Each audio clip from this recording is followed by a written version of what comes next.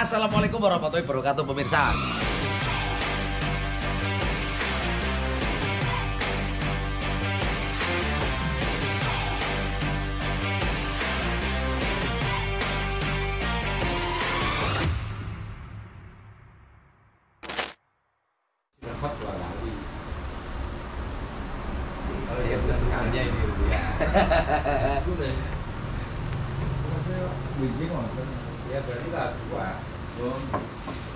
Assalamualaikum. Pilut semua sehat. Bapak Fauzi atau yang biasa dikenal dengan sebutan Pak Jreng. Apis dorsata. Kabar sehat? Sehat. Saya jadi tuan rumah nggak apa-apa ya? Nggak apa-apa. Lacang ini, tamu lacang mungkin baru pertama kali ini nggih Pak Jreng. Kamu malah jadi tuan rumah. Itulah di situ kelemahannya saya, Pak. Ngapa? Saya tamu tapi bisa jadi tuan rumah. Tamu jadi Tuan rumah. Disitulah kelemahan saya. oh iya Nggih. iya. Tamu jadi tuan rumah. Nggih. Boleh tapi ya. Ya nggak tahu ini makanya terserah jenengan. Iya, Sat- mana jam? Nggih, santai Pak nggih. Santai. Minta waktunya sedikit lama, sedikit sebentar. Penonton disapa dulu. Halo pemirsa. Pak Jreng. Pak Fauzi, awal mula kok bisa dipanggil Pak Jreng itu gimana sih Pak? Pak Jreng. Kalau Pak mungkin sebutan orang loh ya. Nggih. Yang jelas di sini itu ada komunitas dulu namanya Jreng. Mm-mm. Dan tiap anggota itu akhirnya Jreng. Oh, nggih. Setelah komunitas ini berlalu, Mm. nah, orang-orang itu memanggil saya dengan Jreng. Oh, gitu. Berarti berawal mula dari komunitas yang ada di Aja. pajak sini. Awal mula berdirinya Apis Dorsata, Pak. Kenapa? Ini dimulai dari tahun berapa? Jenengan punya unek-unek kok. Usahanya apa namanya? Dimulai dari awal usaha sampai jenengan kok dikasih nama Apis Dorsata. Yang jelas itu namanya dulu. Kalau usahanya belakangan. Oh, nggih. Monggo. Soalnya ini saya nama Ini kalah ini ya. Ini reporternya kalah sama narasumber. soalnya kita nama ini sudah ada, kita Yes. cuma meneruskan. Mm. Berarti Apis Dorsata itu namanya sebuah karang taruna. Mm. Dan di situ saya selaku anggota. Nggih. Karena terjadi pergolakan di desa, Mm. udah biasa tradisi. Kalau ganti lurah ganti nama. Nah kebetulan saya ketepatan di lurah yang waktu Karang Taruna yang bikin nama Apis Dorsata. Nggih. Akhirnya saya lanjutkan. Saya nggak ikut di Karang Taruna yang baru. Bapak lanjutkan namanya aja. Yang keduanya belum dijawab nih sama jenengan, Pak. Usahanya. Ya. Kalau usahanya ini sebetulnya acak mas dari dulu Apis Dorsata ini awalnya dari bibit sengon. Bibit sengon. Jadi Apis Dorsata ini awalnya Karang Taruna ini yang saya di zaman saya Nggih. itu mengelola pembibitan sengon laut. Mm. Nah kemudian karena seiring berjalannya waktu sengon ini nggak lagi produktif, kita usahanya beralih ke bidang sayur mayur. Nggih. Kita ikutkan nama ini di situ tetap. Tapi usahanya namanya sama tapi usahanya udah Beda. setir. Oh, gitu. Lah, awal mula jenengan bisa terjun ke dunia sayur mayur, Pak. Karena amit nyuruh sewu ini, sedikit saya kulik-kulik jenengan itu dulu seorang tukang parkir di pasar. Iya. Nah, kok sampai bisa seperti ini? Ini kan tapak tular ilmu ya, Pak. Iya. Saya dulu itu bekerjanya parkir. Mm-hmm. Karena parkir itu kan siang, Nggih. pagi sama siang. Kalau sore saya itu nemenin temen yang pedagang sayur. Mm. Akhirnya secara nggak langsung kita kan mengetahui karena ikut dolan lah. Iya. Kita belum ikut kerja, cuma ikut apa namanya? Ikut sebagai temen lah, dolanan lah. Ya secara tidak langsung ilmu itu terbawa. karena awalnya kan cuma ikut-ikut, akhirnya terbawa. Dan coba saya usaha sendiri skala kecil ya sebenarnya ya, akhirnya berubah. Sebenarnya awalnya dari kok bisa ke saya, awalnya ya dari dolanan, dari ikut-ikutan teman yang usaha di situ. Awal mulanya di daerah mana nih Pak? Di daerah Wonokusumo. Saya dulu mainnya itu di temen itu borong-borong kol. Nggih. Jadi teman itu borong-borong, kita cuma ikut gitu. Akhirnya kita bisa memprediksi atau menafsir tonase suatu kol dengan luas atau jumlah tanam berapa biji pohon. Misalkan tanaman kita itu jumlahnya 1000 pohon. Nah, kita bisa memprediksi 1000 pohon ini keluar berapa ton. Awalnya kita cuma dolar-dolar di sini iseng ikut, akhirnya dari terbiasa ikut ngitung, akhirnya lama-lama jadi bisa. Itu kalau di sayur mayur.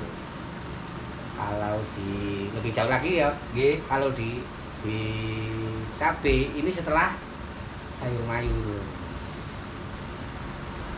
Nah, awal terjunnya di cabai Pak, sampai sekarang Pak Jreng satu pasar Kramat Jati berarti nggak ada yang nggak kenal gitu. Iya. Itu awal mulai dari seorang jenengan yang tukang parkir tapi kok bisa tahu pasar Kramat Jati. Bahkan sampai sekarang jenengan kalau lihat pasar induk Kramat Jati aja 1 tahun ada berapa kali. Itu awal mulainya gimana Pak? Ya nggak nyangka lah Pak, namanya keberuntungan. Nggih. Jadi awal mulanya itu saya habis kol itu kan musiman. Tiba-tiba kol itu habis. Nah, habis kol itu biasanya berganti dengan musim cabai. Nah, waktu kebetulan langganan saya yang punya kol ini juga punya cabai. Dan waktu itu karena belajar karena harga cabai lagi murah. Berarti waktu itu harga cabai sama harga kol sama. Harga cabai cuma 4.000. 1 kilo. 1 kilo.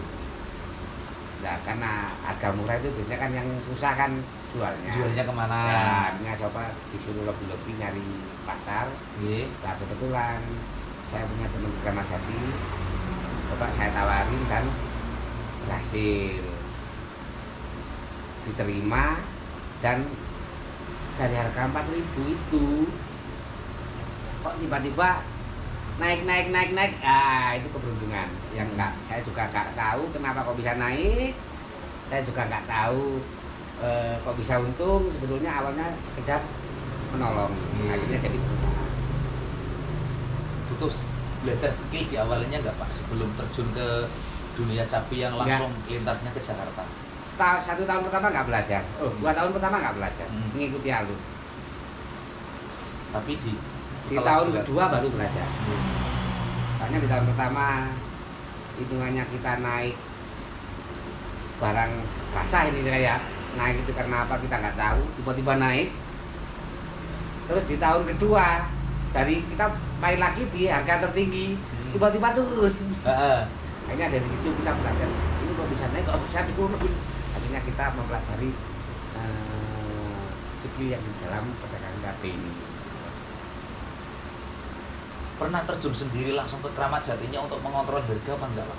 Nggak pernah. Tapi untuk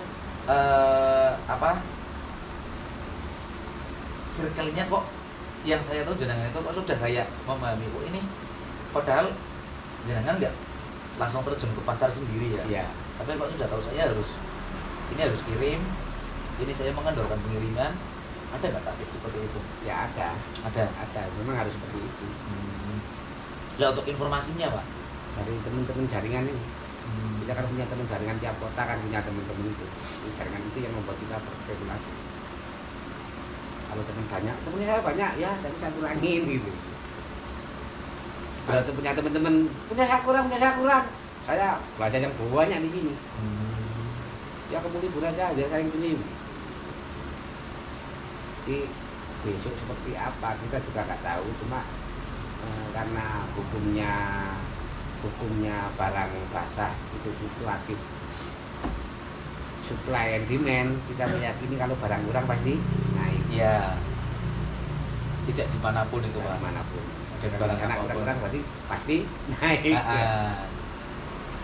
Pernah nggak terpikirkan berarti tadi sudah dijawab ya. Jangan nggak pernah terpikirkan kalau akan menjadi seorang Pak Jreng yang punya habis berwisata sampai segede ini. Nah ini sedikit pertanyaan karena banyak beberapa orang mungkin yang belum kesini Pak Gil, belum tanya langsung sama Pak Jreng. Mungkin saya sedikit mewakili. Sebenarnya Pak Jreng itu ekspedisi atau pengirim? Dua-duanya saya. Dua-duanya. Kenapa? Awal mulanya pengirim, jadi ekspedisi. Yang bikin Pak Jreng sampai mempelajari ilmu tersebut dan melakoni hal tersebut Pak? Yang ekspedisinya apa pengirimnya? Semuanya, dari pengirim sampai ke ekspedisi. Kalau pengirim tadi kan sudah saya jelaskan bahwa saya belajar dari minta pertolongan teman. Nah, berarti sekarang kan melangkahnya dari pengirim sampai juga kalau ikut ke melangkahnya ekspedisi. dari pengirim ke ekspedisi itu karena kebutuhan itu maksudnya di sini sudah ada kan ekspedisi. Cuma jam tayangnya nggak sesuai yang kita harapkan. Kita berangkatnya jam sekian, sampai pasar harus kita pergi jam sekian. Ternyata nggak sesuai dengan jam tayang bayangan kita. Nah akhirnya saya berusaha waktu itu nggak pakai ekspedisi, charter sendiri, penuh nggak penuh saya bayarin sendiri. Akhirnya dari situlah saya belajar, akhirnya saya bisa mengontrol jam tayang kendaraan, akhirnya datangnya stabil, ya. Dan akhirnya banyak orang yang ikut nitip di muatan kita di truk ini. Berarti awal pertamanya tidak berarti kemudian jenengan rugi Pak? Pasti. Jadi 2 ton pun saya berangkatin, berapapun saya berangkatin. Karena saya udah ada perjanjian sama orang pasar. Jam sekian barang saya masuk. Ongkos naik berapapun, banyak berapapun kita bagi 2. Jadi ini yang membuat saya berada di situasi. Kita satu ikatan emosional sama dari pasar karena ingin menempatkan jam waktu kapan langganan si orang pasar ini datang. Jadi saya akhirnya datangnya lebih awal, terkontrol, akhirnya teman-teman yang lain banyak yang lebih. Tapi di sini kan penitipan barang. Berarti terobosan terbaru Pak ya? Di sini betul rata ekspedisi plus pengirim ya boleh ya? Pengirim plus ekspedisi? Semuanya. Di sini ekspedisi itu pasti pengirim. Awal mulanya sama seperti Pak Jreng apa enggak? Maksudnya sama. Berarti tetap pertama pengirim dulu, kemudian jadi ekspedisi juga. Iya. Awalnya sama semua, tapi pengirim dulu. Kendala terbesar yang pernah jenengan alami Pak? Di bidang apa ekspedisinya atau pengirimnya ini? Kalau di bidang pengirim sama di bidang ekspedisinya. Kalau kita boleh memisah ya Mas, makanya jam belawu ini. Maksudnya jam aja. Jam. Soalnya channelnya kan belawu ya Rumi saya. Tetap aja jam. Sebetulnya ada Abidosata, ada Jreng. Nah ini yang akan lupa ya. Abidosata ini di pengirimnya, Jreng ini di ekspedisinya. Kalau boleh dipisah ya, berarti Abidosata ini usaha pribadi setengahnya ya. Lah maksudnya di pengirimnya ini supplier cabai ini ya lah Jreng itu di ekspedisinya. Jadi kalau ekspedisi ya dalam pesan ya itu lah problem. Walaupun itu kan ya kadang-kadang kita di jalan, kadang-kadang tanpa sengaja kita yang intinya kita nggak minta tapi bisa ya temperan ya kan ya, atau pepetan sama pengendara sepeda motor. Kalau sama armada besar sih saling memaklumi, kalau di jalan itu memang resiko. Tapi kalau pengendara kecil ya sepeda motor ini kan ya, kalau di ekspedisi tentunya seperti itu. Kalau di perdagangan kayaknya nggak ada. Kalau menurut saya pribadi nggak ada kendala. Kendalanya ya 2020 ini informasi begitu transparan, begitu cepat, sekarang pihak petani bisa langsung kirim ke sendiri ke pasar. Akhirnya pengirim yang belanja tadi kalah start. Zaman sekarang. Tapi kan masih dapat hasil dari jasa pengirimannya Pak, seperti itu kan? Ya kalau digabung kita masih pengirimannya sekarang yang jalan. Kalau dagangannya sekarang udah setengah vakum. Berarti udah 50-50 ya? Udah setengah vakum, sudah ya rugi itu. Kalau sekarang yang jalan malah ekspedisinya. Berarti ibaratnya kalau menurut versi tolol saya itu yang bikin bisa jenengan jalan di ekspedisi karena jenengan juga punya kiriman ke Jakarta ya, jadi bisa buat nutup. Kalau jadi pelanggan saya itu yang menggunakan jasa pengiriman di tempat saya, ini berapapun barangnya bisa saya berangkatkan dengan tambahan barang dari saya. Ya, satu tambahan barang, kedua kita punya armada sendiri yang bisa memperkuat fondasi ekspedisi itu sendiri. Tidak penuh tetap berangkat. Total armada ada berapa Pak? Punya pribadi sekarang 9. Alhamdulillah. Yang sedikit menjadi tanda tanya saya ini kan,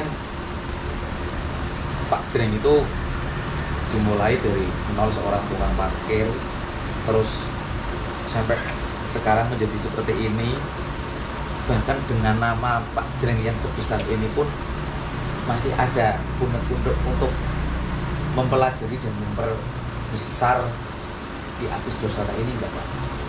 Apa mungkin jenengan sudah, wah aku wis capek kesel bersaing di dunia ini, saya pengen alih profesi, atau mungkin kalau nama kan mungkin betul, ya mungkin profesinya aja yang berbeda. Kalau kita dulu mainnya kan sayur mayur, awalnya juga dari bibit, tidak kemungkinan kita mengambil sektor lain yang lebih santai, yang lebih tidak menguras pikiran, tenaga pastilah ya. Dan yang pasti untung banyak Pak gitu. Ya relatif lah. Kalau untung relatif. Cuma mungkin berbeda lah, yang sayur yang fluktuatif yang tiap hari kita harus kontrol, tiap hari kita harus kontrol, ke bisnis yang mungkin agak tenang. Misalkanlah sekarang punya armada, misalkanlah tidak ke bisnis yang kecil kan lebih tenang. Tapi ya belum celah ke arah sana. Kita sementara celahnya masih ke mencari gimana caranya ekspedisi ini juga berjalan. Kalau kita ke detail nanti ekspedisinya, tumpangannya ini kan juga perlu. Makanya saya masih berencana mencari tempat-tempat produktif, barang-barang yang belum terjamah yang bisa dibawa ke Jakarta. Jenengan masih punya undang-undang yang seperti itu ya? Ya tidak kemungkinan kerajinan tangan. Misalkan sekarang tusuk gigi, tusuk sate, sekarang banyak ke Jakarta. Dari sini. Karena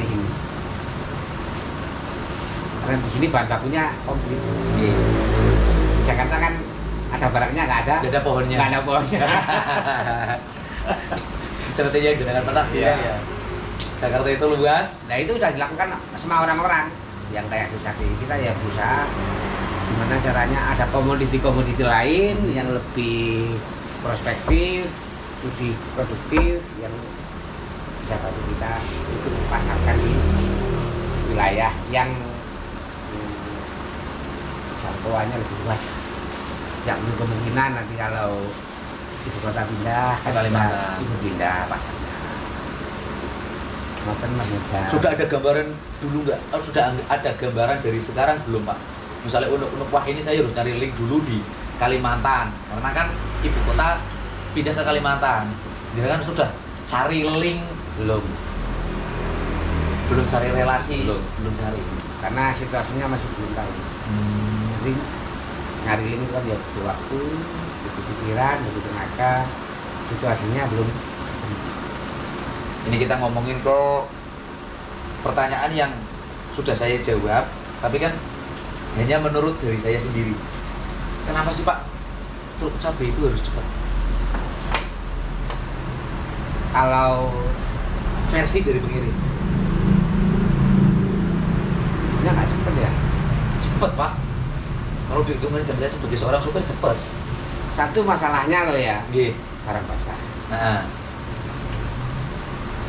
Kedua, fluktuatif harga. Mm-hmm. Tapi kalau pengirim itu memang profesional, dia akan tahu harus berbuat apa. Kalau cabai saya dulu terkenal cepat, sekarang kan enggak. Sekarang saya bisa kasih jam tayang 12 jam. Kalau saya ingin masuk jam 7 pagi, saya harus berangkat jam 7 malam. sore. Nggih. Jadi kan kalau pengirimnya profesional, dia akan memahami. Enggak masuk jam 7 pagi, berangkatnya jam 12 malam. Nah, Itu yang membuat akhirnya supir ini agak takut, ngeri karena ini keprofesionalan seorang pengirim lalu menurut saya. Dan kebanyakan kenapa pengirim ini nggak bisa gitu, karena fluktuatif harganya belum terbaca. berarti nggak berani spekulasi atau memang informasinya yang telat Pak? Informasinya telat. Yang jelas ketika informasinya telat, belanjanya kesesuaian, akhirnya kan telat informasi, akhirnya kan berangkatnya jadinya malam atau menunggu kabar dari yang di pasar. Kalau saya nggak nyuruh belanja, jangan belanja dulu kan bisa juga. Tapi kalau kita sudah memahami, insya Allah tanpa dikontrol orang pun kita Sudah bisa memprediksi, tahu bener atau salah, tapi spekulasinya kalau dibarengi ilmu menyelesaikannya lebih minim. Berarti hitungannya orang gambling itu kita lebih gampangannya 70%-nya kita akan menang. 70%-nya masih terkontrol. Karena tidak menutup kemungkinan banyak dari pengirim cabai ini yang memang menuntut supir untuk cepat Pak. Kalau Ya misalnya semuanya minta cepat. ya, ini yang saya alami. Jadi yang dikambing hitamkan itu sopir. Maksudnya Ya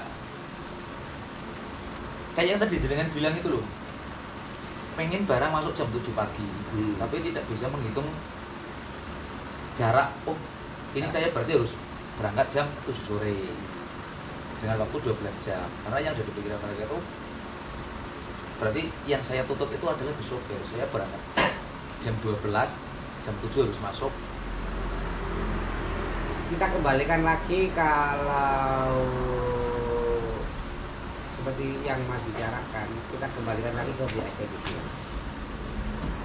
Berarti ekspedisi juga berperan penting ibaratnya Pak. Nah, kalau mungkin yang saya bicarakan jam 7, minta jam 7 masuk, jam 7 sore harus berangkat, ya.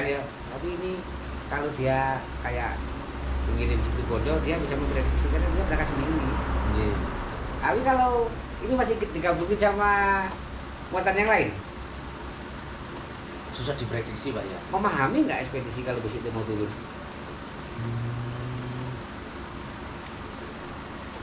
Kalau pengirim plus ekspedisi, insya Allah setengahnya memahami, meskipun nggak 100% amat ya, memahami. Oh besok turun rek,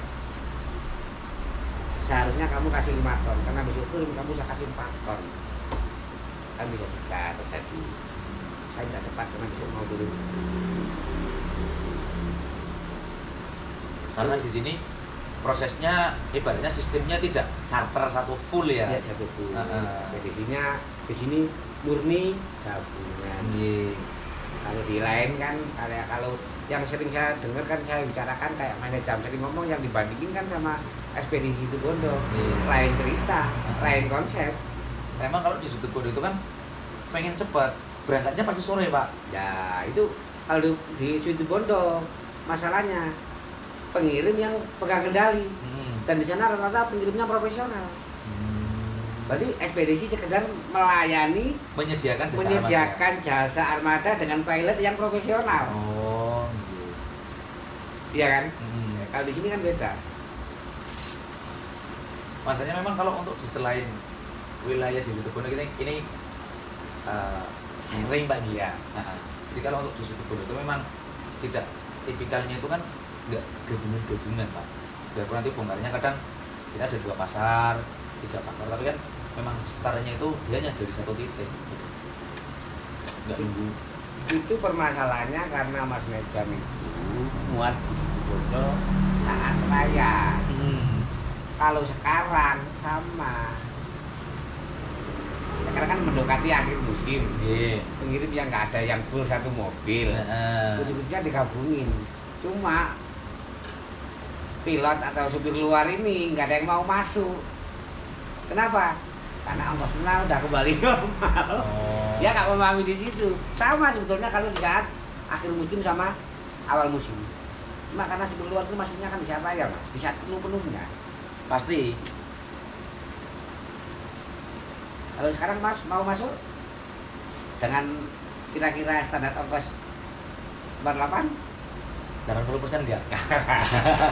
Dia kan nggak mengalami apa yang saya ceritakan, tapi nanti dia akan mengalami hal yang sama di saat awal musim dan karena satu pengirim nggak penting untuk ini. Apakah harus seorang pengirim ini jadi ekspedisi dan seorang ekspedisi ini harus jadi pengirim? Kalau menurut jenengan sendiri, pribadi ini jenengan. Kalau cabai ya, Nggih. kalau menurut saya cabai loh ya. Nggih. Kalau cabai, karena fluktuatifnya tinggi. Kalau kita ngirim ke pasar itu nggak sebagai pelaku transportasi, kita harus mencari ekspedisi yang punya sistem. Maksudnya Misalkan dia punya sistem kayak bis misalkan. Jam 9 berangkat, penuh nggak penuh berangkat. Nah, itu kan dia kan bisa kira-kira sendiri. Saya jam 9 harus itu jam pertama jam 9. Tapi saya memprediksi besok jam 9 pagi udah masuk. Terkontrol. Kalau kita ngirim dengan tonase yang lumayan gede, 1 ton, 2 ton, sekarang data gede loh Mas. Kita nggak tahu keberangkatannya masih dibagi sama mana. Itu resiko kerugiannya loh ya. Kita ngomongin masalah kerugian loh. Padahal itu hanya di angka dengan tonase 1-2 ton Pak Nggih. 2 ton itu zaman sekarang. Karena tiap kota sekarang udah punya produksi banyak. Kalau dulu kalau nggak Jawa Timur kan nggak ada lampu merah.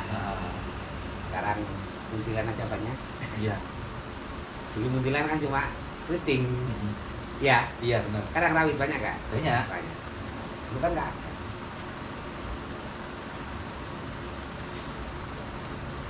Apa mari Mas Ejam? Masa yang kira-kira di tahun pinten Pak Jreng sing jenengan merasakan benar-benar mengalami boomingnya.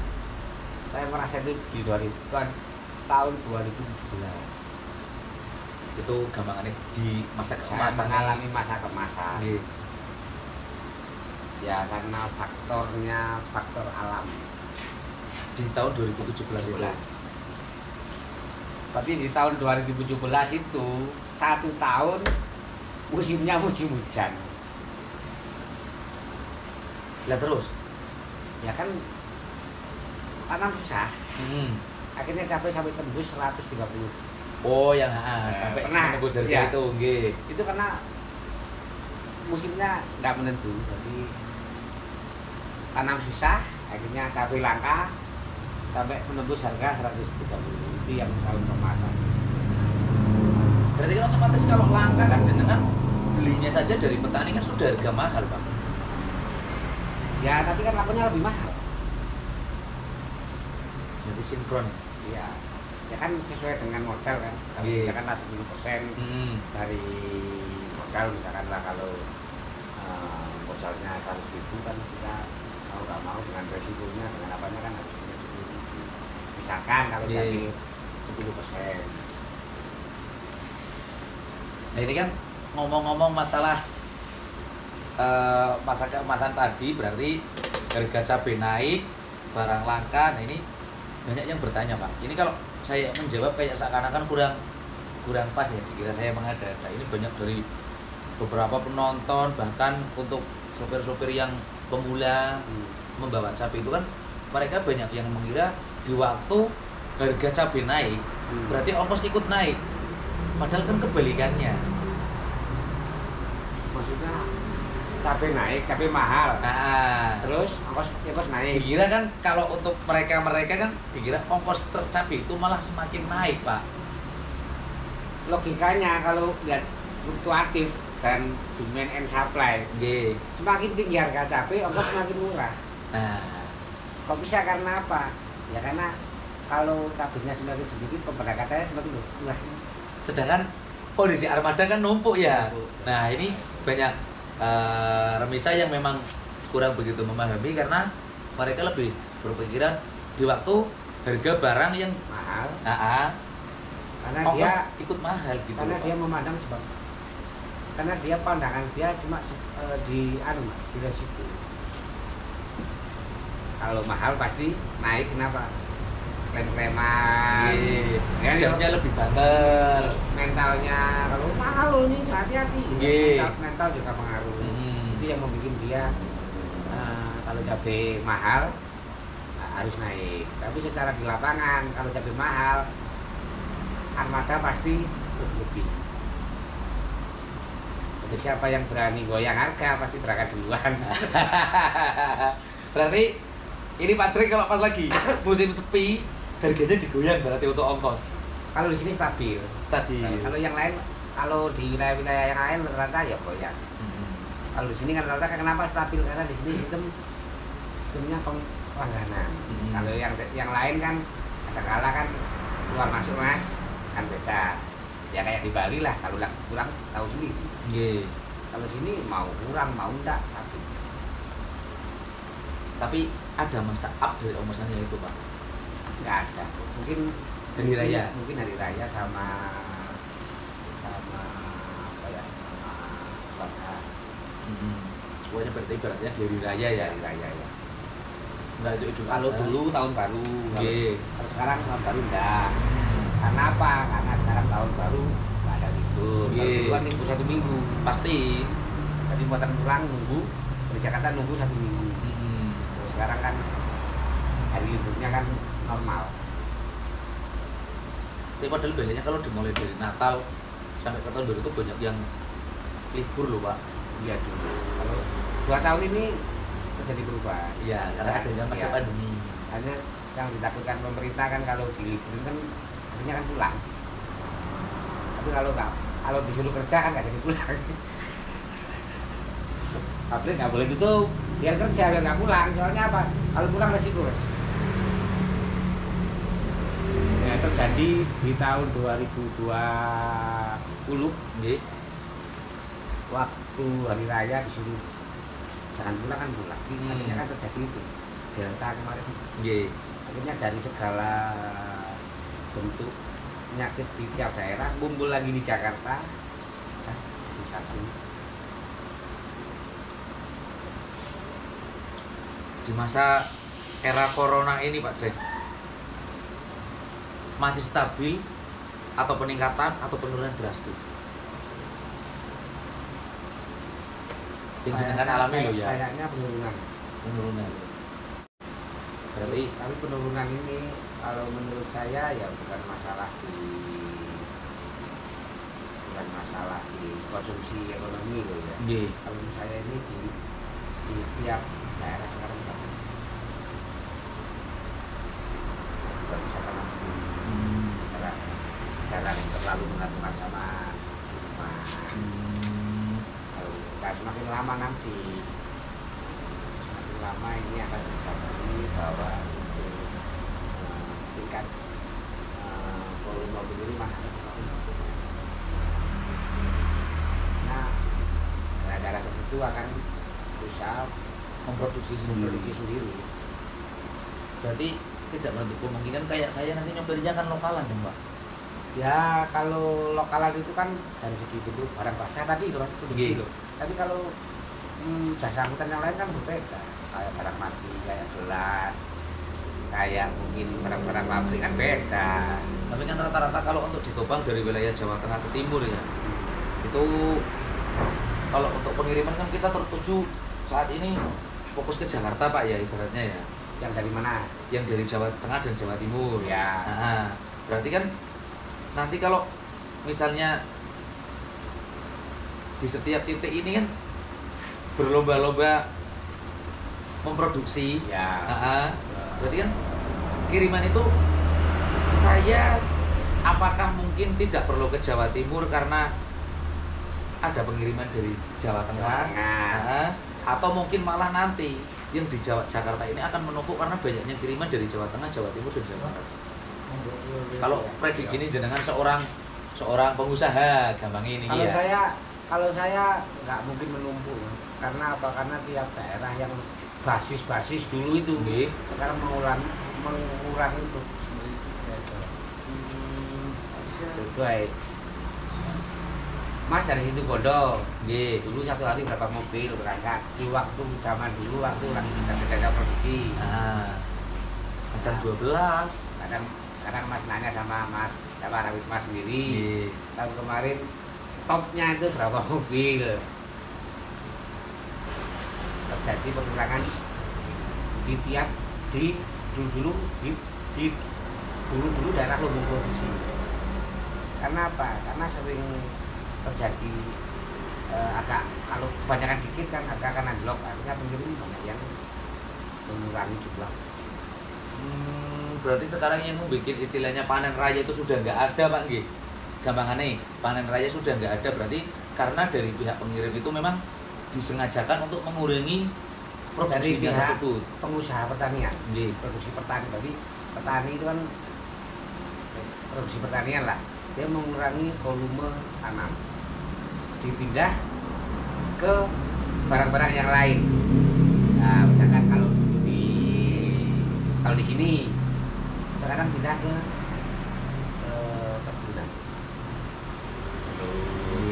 kan ya. Nah, kalau di Bodoh mungkin pindahnya ke tembakau. Tembakau itu murah, nanti murah, beda lagi. Sudah faktor alam berarti kan. Sebenarnya kalau namanya pertanian itu kan Nah, beralih dari situ nih Pak. Ngomong masalah di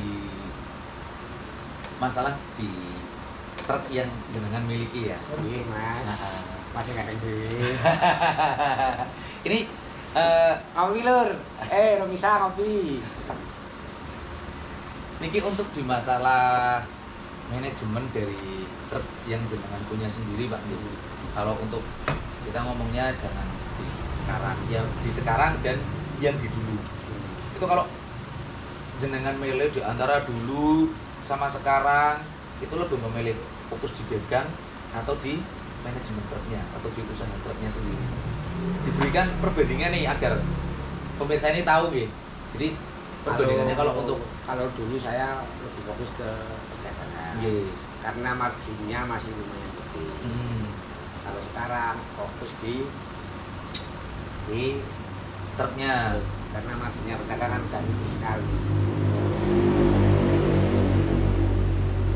Berarti secara tidak langsung keuntungan jenengan dulu dari pengen memiliki truk sendiri itu sekarang sudah dirasakan nikmatnya Pak Yu. Ya imbas dari investasi lah, seperti yang Mas Reza majarkan dulu. Jenengan yang ngajari saya kok, saya yang ngajari jenengan Pak, jangan guyon. Kopi Mas. Nggih, niki ambil kelas ini. Halo, Bang. Yang jelas dunia transportasi ya dunia apapun mengalami perubahan. Sama sebagai seorang mungkin ya sopir termasuk pengusaha meskipun sekedar pelaksana ya kan ya. Sementara ini tidak menutup kemungkinan ke depan menjadi pengusaha murni ya kan ya.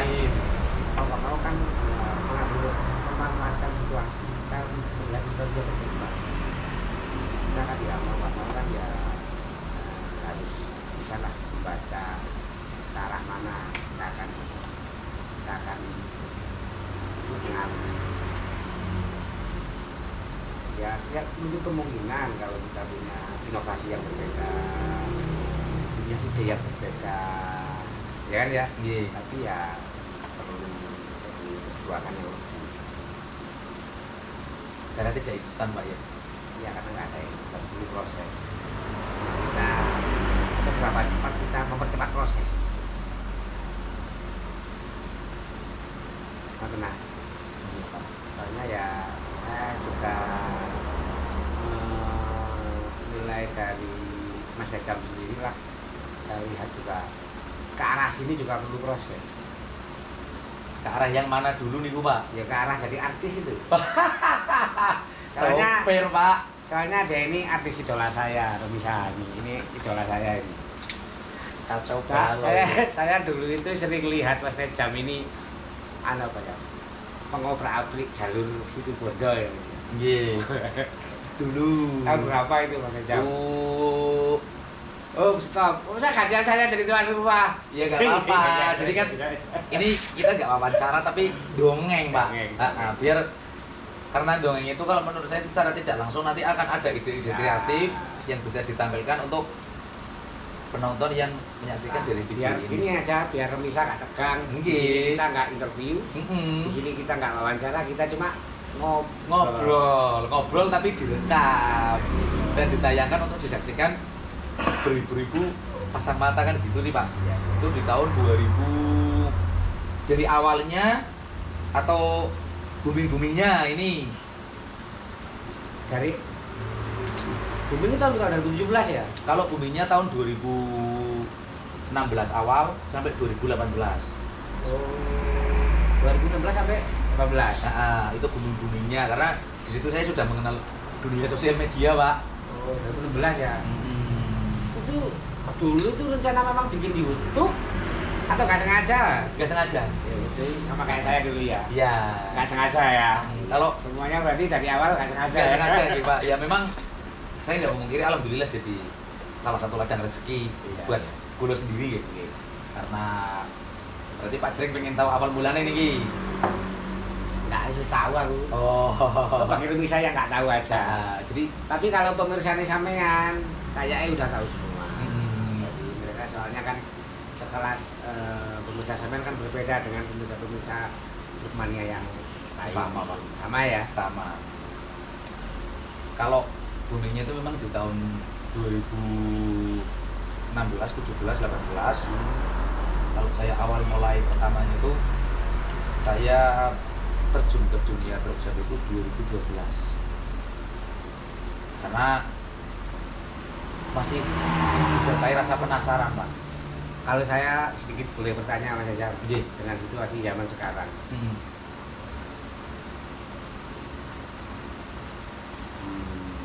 Saya merasa bahwa sekarang ini kesulitan terbesar itu TikTok. Maksudnya? Kendala terbesar untuk mencari celah, untuk mencari ide-ide terbaru sekarang ini di faktor sendiri. Soalnya dengan majunya semakin logis, sekarang saya merasa lebih nyaman di zona transportasi.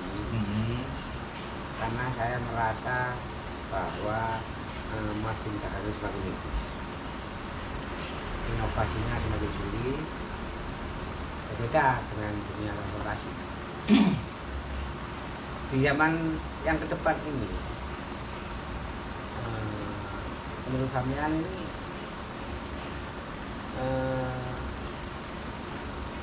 tantangan sebagai seorang supir itu apa ke depan? Cari muatan Pak. Cari muatan. Kalau untuk freelance cari muatan yang susah. Cari muatan. Bahkan sampai ya ada sih ada. Kita kalau marginnya keuntungannya masih tetap ya. Kalau margin keuntungannya masih tetap. Kalau dulu misalkan satu PP bisa untung 2 juta, sekarang masih tetap 2 juta ya. Insya Allah masih tetap. Cuman kan kendalanya kalau minusnya kan kalau dulu kita bisa 1 bulan taruh berangkat untuk ngejar rate ibaratnya 4 trip ya. Kalau sekarang untuk 4 trip itu sedikit mekis-mekis Pak. Gitu ya. Kalau untuk di daerah saya loh ya, kalau untuk di daerah lain saya juga kurang begitu tahu.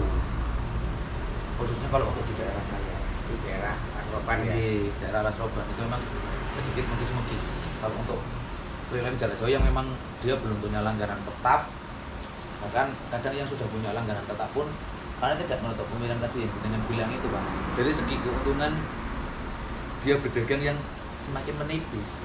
Akhirnya dia mencoba untuk menerjuni dunia transportasinya itu. Saya punya usaha yang bisa, punya barang yang bisa saya kirim. Kenapa kok saya tidak coba menerjuni di dunia transportasi? Karena saya punya barang yang saya kirim.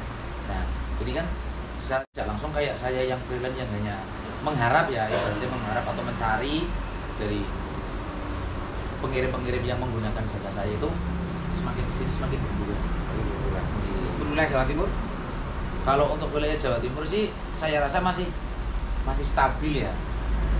Stabil ya. Masih stabil kalau untuk wilayah Jawa Timur, karena wilayah Jawa Timur itu kan di bidang pertanian kan untuk kiriman ke daerah Jakarta atau ke kota itu bisa dibilang yang 70% ini kan dikuasai dari daerah Jawa Timur Pak.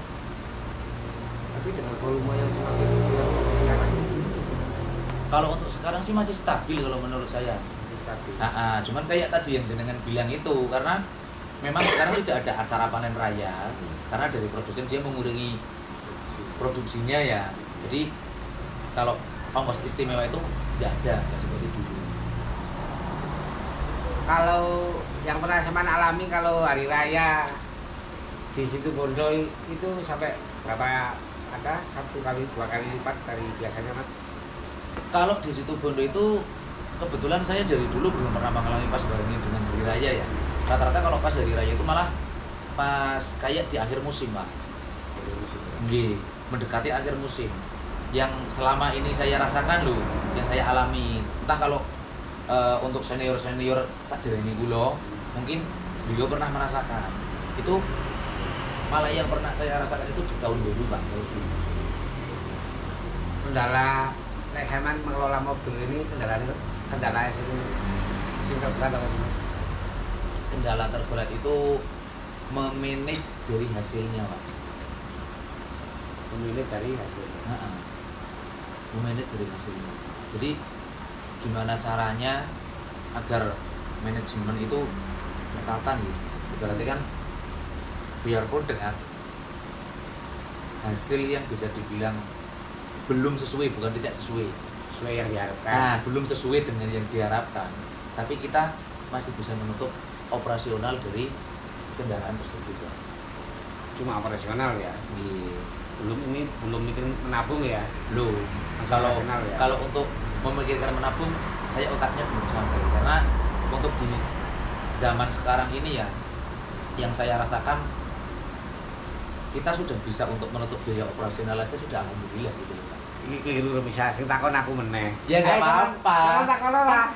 Di sini kita ngobrol gitu loh. Iya lah, enggak usah sing malah sing takon aku. Lah nek saya tanya sama jenengan kan hanya seputar di dunia cabe ini. Lah karena jam sama mayu-mayu nolong-nolong itu ya enggak koyo wong-wong tergoda dengan nafsu goda-godaan. Ya banyak kan bagi teman-teman yang punya cewek lain di luar daerah itu. Maksudnya enggak tergoda gitu apa mencoba menutup diri atau bagaimana? alhamdulillah saya masih bisa nahan Pak. Tapi peluang ada ya? Kalau peluang tetap banyak, Hah? saya nggak menutup kemungkinan peluang tetap banyak. Jadi kita nggak munafik ya, itu karena kira-kira peluangnya berapa persen? kalau peluang sebenarnya itu 99% Mas. Saya minta yang 20% bisa. Nggak apa-apa. Tapi kan jenengan kan hanya diam di tempat. Kalau saya kan ibaratnya orang ngomong, Soalnya saya nggak ada peluang. karena jenengan kan diam di tempat. Kalau saya kan keluar dari sarang. Kalau untuk masalah di pikiran karena kita manusia normal Pak gitu, kaum awam itu kalau godaan pasti ada. Tapi kan memang kalau saya punya prinsip di awal itu ya, kalau saya melakukan maksiat di waktu saya bekerja, ini kan berarti kan hitungannya kan maksiat. Nah, berarti saya tidak tanggung jawab dengan pekerjaan. Ya saya nggak munafik, dulu saya juga orang menteh. Ya, jangan bicara maksiat lah. nggak elok lah. Gimana enaknya? Kalau maksiat itu kan berzina. Nah, Nah kalau kita ngomongin bukan ngomongin zina loh. G, berarti Nah, kita ngomongin misalkan lah punya kawin lagi. berarti Kan beda lah. G. Cuman yang bicara kan jangan negatif kalau dulu. untuk masalah di ibaratnya orang ngomong kita kawin lagi punya istri lagi gitu. Kita di luar daerah. Di luar daerah. Wah, ini kan pikirannya purno Itu ae. kalau untuk di situ alhamdulillah saya masih bisa nahan, Pak. Karena logikanya saya dengan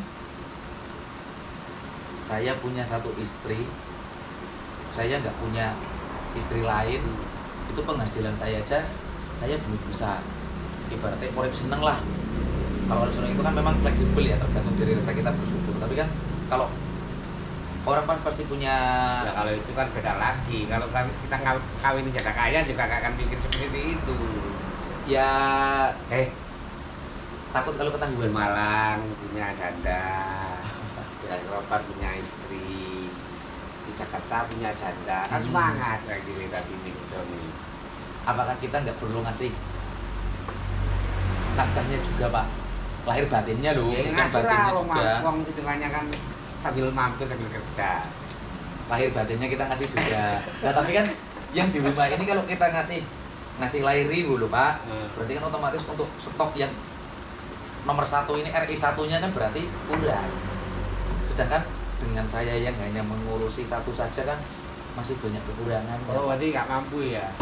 Ya semoga saja dari segi Berarti ketidakmampuan. dari segi batin aja satu nggak mampu ini ya? Ya berarti dari segi ketidakmampuan saya ini, kalau nanti saya mampu untuk menguasai dan menutupi semuanya, mudah-mudahan iman saya juga bisa mampu untuk menahannya, Pak. Minimal kan harapan saya ya. Oke. Kita punya kelemahan di ekonomi misalkan lah, Mm-mm. punya kelebihan di nafsu. Ya jangan kalau itu Masa kita ngomongin lemahnya doang? Ya kita kan dikasih kelebihan dan kelemahan. kalau kan? itu jangan. Karena sejujurnya nggak ada orang yang ikhlas mau berbagi, tapi mereka hanya berusaha untuk berkorban, Pak. Jadi daripada memperbanyak istri lebih baik memperbanyak teman ya. Nah, memperbanyak teman, memperbanyak rezeki itu planning saya. Iya. Gimana? Minta 25% sekali. Ya nggak apa-apa. Sebenarnya kalau peluang nih Pak, nggih, peluang kalau untuk sopir itu bisa dibilang apalagi dengan di usia saya.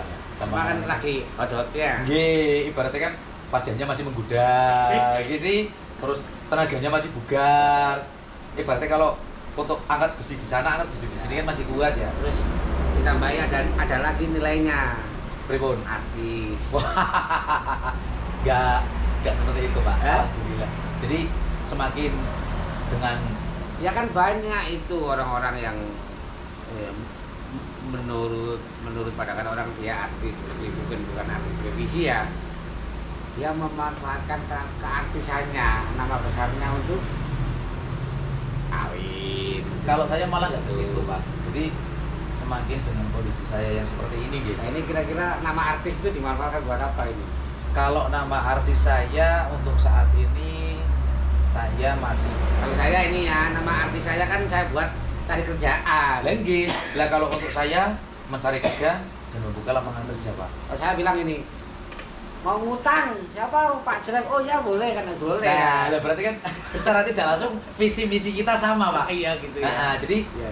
di waktu untuk saat ini kan memang kayak jenengan tadi bilang masa keartisan gulung gitu. Ojo jenengan akhirnya malah gak ngobrol. Ya enggak, ini dari yang tadi jenengan bilang ke saya, Pak Mas Ijam sekarang udah jadi artis. Jadi di sini saya berusaha untuk membuat orang itu biarpun tidak yakin tapi percaya, Pak. Percaya dengan saya secara tidak langsung kan biarpun saya tidak bisa membuat usaha yang gede, setidaknya kayak orang nitip truk ke saya itu kan saya bisa membuka lapangan kerja untuk teman-teman yang benar-benar memang ingin bekerja. Soalnya Mas Ijam ini artis idola saya ini bisa.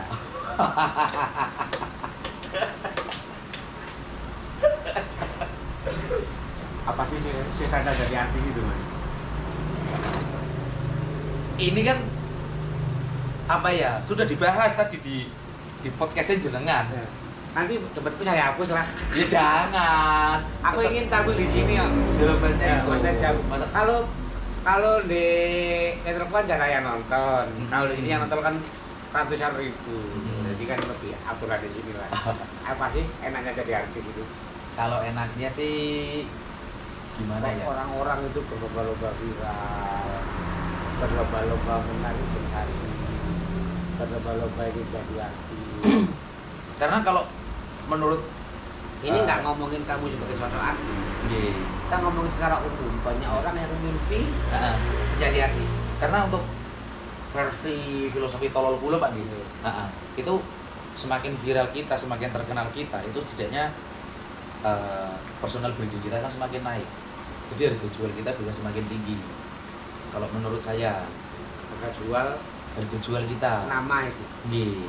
mau dibawa kemana gitu doang ya. Mau dibikin. Kita mau Mau dibuat dibikin. kemana itu pasti laku. Istilahnya orang ngomong kan gitu. Gampangannya orang ngomong di waktu PPT